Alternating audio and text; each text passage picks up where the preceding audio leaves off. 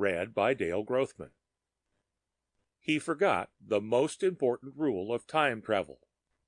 Don't fall asleep.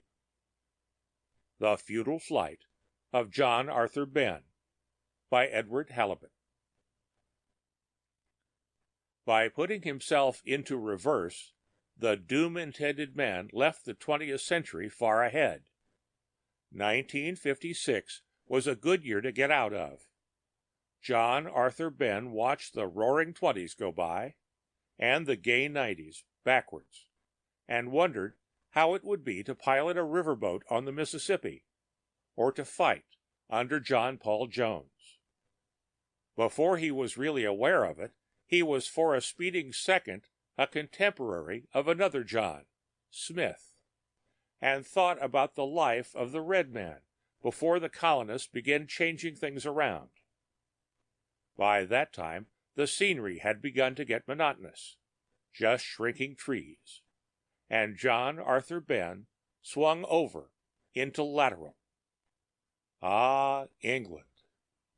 There went another namesake, Ben Jonson, and in a very little while he considered slowing down to meet still another.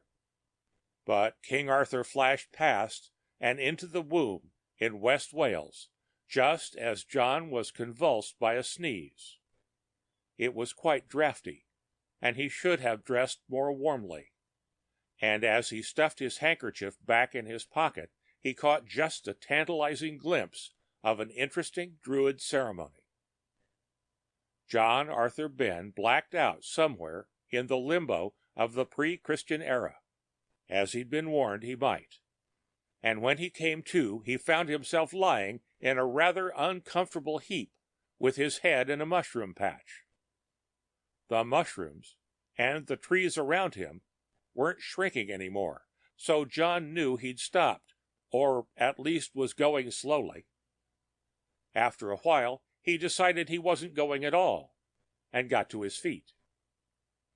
It seemed very pleasant here, in the woods, so he found a fallen tree to sit on, and took a wrapped sandwich and a small vacuum bottle of coffee out of his pocket.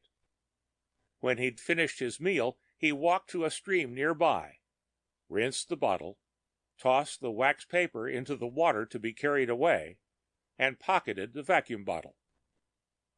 Now, he thought, what? This was scarcely dinosaur country. At this point, a wild boar chased him up a tree. To be killed by a boar would be ignominious after all this, although the animal was well enough tusked to have done the job. And so John Arthur Ben climbed to the highest branch, where the boar's persistence forced him to spend the night.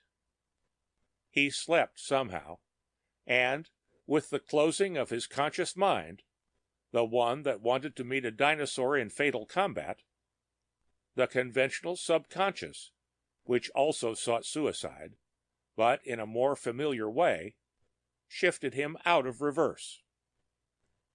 When he awoke, he was back in 1956, in Philadelphia. Irrevocably, John Arthur Ben knew. He went home and hanged himself in a closet. The end of The Futile Flight of John Arthur Ben by Edward Halibut.